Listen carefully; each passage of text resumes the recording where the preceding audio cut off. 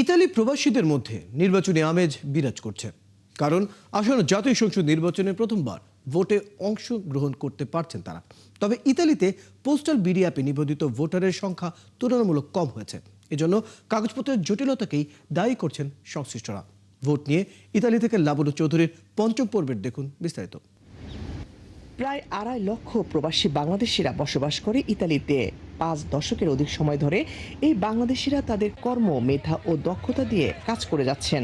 প্রথমবারের মতো ভোটের মাধ্যমে প্রবাস বান্ধব সরকার নির্বাচনের অবারিত সুযোগ থাকলেও আসন্ন জাতীয় সংসদ নির্বাচনে দেশটিতে বিডি পোস্টাল অ্যাপসে রেজিস্ট্রেশন করেছে মাত্র 24,444 জন। ভোটারের এই সংখ্যায় অসন্তোষ প্রকাশ করেছেন রোমের কমিউনিটির বিশিষ্টজনেরা। এই নির্বাচনের টাইমে আমরা কি করতে পারলাম না? আমরা সমস্ত ভোটার করতে পারলাম না। কেন পারলাম না? অনেকের পাসপোর্ট আছে কি নাই, অনেকের ভোটার আইডি আছে কি নাই। 2 কোটির মতন আমরা ভোটার, সে জায়গায় মাত্র 1.5 থেকে 2 লক্ষ ভোটার হইতে পারছে।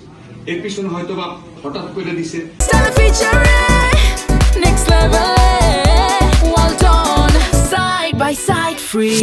বাংলা প্রেস ক্লাব ইতালির আয়োজনে সরকার হোক প্রবাস বান্ধব, প্রবাসীদের ডকুমেন্ট সংক্রান্ত জটিলতার হোক অবসান শীর্ষক আলোচনায় উঠে আসে প্রবাসীদের ভোটাধিকার প্রয়োগের ভোটার আইডি কার্ড সংরক্ষণের অন্তরায় ছিল ডকুমেন্ট সংক্রান্ত জটিলতা। পাসপোর্টের মধ্যেই কিন্তু আপনার ভোটার করতে পারতো। সরকার যেটা প্রথমবারের মতন যেটা এটা আয়োজন করছে, যে সিস্টেমটা আমার মনে হচ্ছে সিস্টেমটা একটু জটিল। সেই সঙ্গে প্রবাসীদের ডকুমেন্ট সংক্রান্ত জটিলতাগুলোর আশু সমাধানের মাধ্যমে আগামী নির্বাচনে বেশি সংখ্যক প্রবাসী ভোটারের অংশগ্রহণ নিশ্চিত করতে কার্যকরী পদক্ষেপ গ্রহণের আহ্বান জানিয়েছেন নতুন সরকারকে।